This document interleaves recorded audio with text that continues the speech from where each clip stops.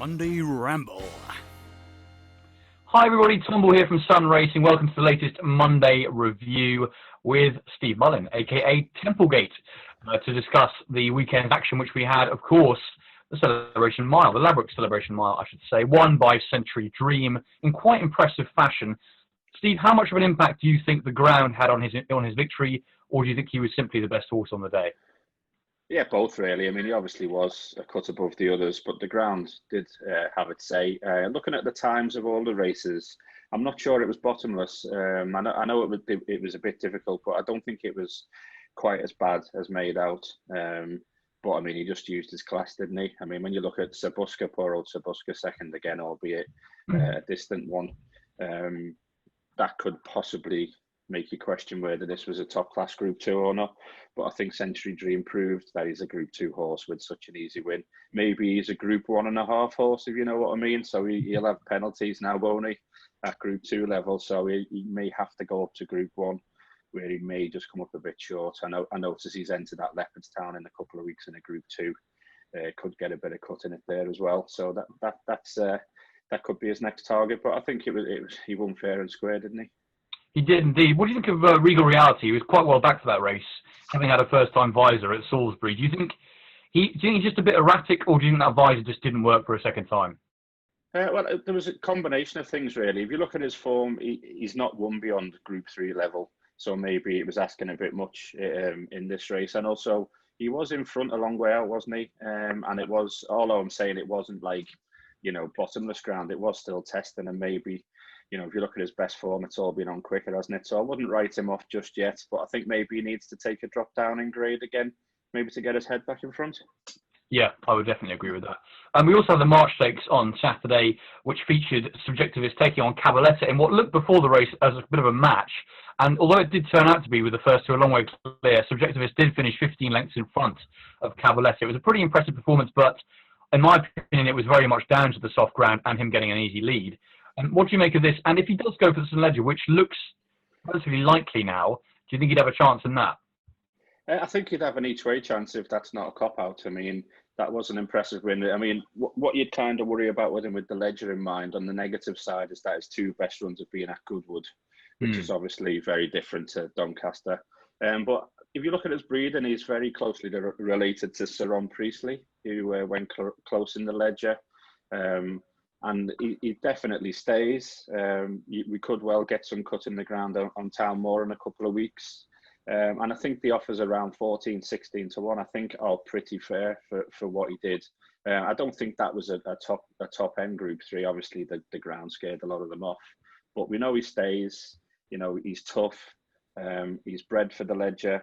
I'm not saying he'd win it, but I don't think he'd be a million miles away at a fair price, for sneaking, especially if you can get 5 places if it's a big enough field. Absolutely. We also saw Galileo Chrome win on Saturday in good style. The St. Ledger market is shaping up to be quite a good one, quite a competitive one, with Life Santiago, Pile Driver if he does go, Hookham, Galileo Chrome, as you mentioned, Subjectivist now in there as well, and a few others from Aidan O'Brien's. What at this stage would take your eye, do you think, in that race? I've got to worry about Pile Driver. I mean, I think the two wins he's had in the King Edward 7th and the Great Voltage were absolutely top draw, fantastic. He just didn't handle Epsom, and that's fair enough. I just feel, I mean, his sire, it's early days relatively. Well, he's not had a massive amount tackle Group 1s, but he hasn't had a Group 1 winner in the UK or Ireland, Harbour Watch, and he hasn't had a winner beyond a mile and a half on the flat either in the UK or Ireland. So that kind of puts me off Pile Driver a bit. He may be better staying at a mile and a half. Santiago, well, the Irish Derby, it wasn't a vintage Irish Derby, was it? And he was a bit. Did you think he was a bit disappointing at Goodwood a little bit? I was surprised that he couldn't. I mean, Knife Road was giving him a huge amount of weight. Yeah. To not even be able to come second was disappointing, I thought. Yeah, and Naif Road again. He's run all right since, but we know what we're getting with him. He's an honest, but he's a bit of a plodder, isn't he? I mean, at the front end of the market, I think Hookham, whatever you want to call it, is probably the one I'd go for from the top end. It's around 5 to 1, I think. I See the Stars, my favourite horse of all time, on the flat. very impressive winning the Jeffrey Freer, I thought. It's so early days for him. He's only had a couple of runs, but he keeps improving. I think he'll stay really well. He's been brought along nice and slowly. I think if he turns up, I think from those at the top end of the market, I think he's the one I like the most. I get the feeling that if he was trained by, say, John Gosden rather than Owen Burrows, he would be favourite. What would you think? Yeah, well, he'd certainly be right up there, wouldn't he? I mean, you think he's fourth in, is he, in most lists? They're the fourth in.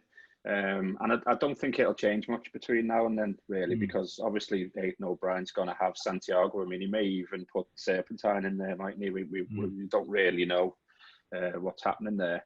And then you've got the likes. I mean, I certainly would rather back Hookham than Mogul, for example. I think Mogul really does need to improve for the trip. But having said that, he's 16-1, isn't he? But I couldn't have Santiago at 2-1. I think that's a daft price. Yeah, I completely agree with you, actually. That form definitely doesn't stack up to much, in my opinion. Let's just quickly move on to Windsor on Saturday, because you have two good races there, including the Group 3 Winter Hill Stakes, which was won by Extra Elusive, another brilliant ride from Hollie Doyle from the front, and beat off Fox Chairman, who I did think was coming to win the race. Those two looked the best in the contest, didn't they? Do you think Extra Elusive, he won that with a penalty, do you think he is starting to improve? Yeah, I mean, I know he's not a young horse, but he's put his long losing run behind him. I mean, obviously the horses don't know they're losing, I suppose, but made a bit of a breakthrough and is kind of coming along and improving as Hollie Doyle is as well. He's won now on fast and soft because it was quick when he won the Rose of Lancaster, and it was very testing at Windsor. The Times are saying it was verging on heavy rather than soft at Windsor. Yeah. He's a proven group horse, and I do think there's more to come. And when it comes to Fox Chairman, I'd like to see them try him over a mile and a half. I think he's capable of winning a Group 2. I mean, he ran well in the York Stakes, didn't he? He's only had 8 races, and I think I'd like to see him tackle a slightly longer trip and see how he gets on there. But that I think was a good race between those two. I mean, the other 3 probably handicappers, aren't they, to be fair? That finished the race, but those 2 had a good battle, didn't they? And I think the form of those 2 makes it, a decent race. Yeah, I would agree with that. I was disappointed Fox Chairman couldn't win, just because he'd been so well back beforehand, and he was getting a little bit of weight from Extra Elusive. But I just think Hollie Doyle from the front, and possibly the horse is just in the best form of his life, and that made the difference in the end. We also had the 240, which was the Gallagher Group August Stakes listed race. Desert Encounter was looking to land his 5th win out from 5 runs at Windsor, but couldn't quite do it in 3rd. Communique ran a cracking race from the front in heavy ground. For those who said he doesn't like underfoot cut, red faces after that. But Le Don de Vie was the winner, again ridden by Hollie Doyle. Another one that seemed suited by conditions, wasn't he? Yeah, I mean, I think they're talking about the Melbourne Cup, aren't they? But I think that's a big leap from winning this to going closer in the Melbourne Cup and the ground. Yeah, I mean, the fact that we should be generous and say Communique bounced back to form, but the fact that he got so close, well, I know it wasn't that close, but 2 lengths, wasn't it? A length and a half or something. The pace was muddling. The time of the race, even accounting for the ground, it was run, well below what you'd expect a listed race to be run at. Fair enough, it won on the day, but I'm not sure there's going to be an awful lot more to come from Le Don de Vie. And again, Sextant, what do we say? Cruised into contention really, and then just didn't find anything. So maybe that was the ground. Maybe it was the ground, but he's done it on different ground, hasn't that horse? So it wasn't a race that this comment might haunt me, but I don't think it was one of the better listed races of the season. I'll put it that way. No, not at all. I agree with you about Sexton not getting home. I still think there's a big one in him somewhere, whether it be at Group 3 level or Group 2, but I think possibly maybe a wind operation or something needs to change with him. But I thought Le Don de Vie, even though, as you say, it was a weak contest and the time is slow, he was quite keen in the early stages, so possibly his effort can be marked up a little bit. But I agree, definitely not the strongest listed race in the world. Steve, thanks very much indeed for that. Great to talk through the weekend's action. Hopefully we can discuss later in the week the Betfair Sprint Cup at Haydock this weekend, because it promises to be another weekend of good action. So thanks very much indeed, and we'll see you all at home very soon.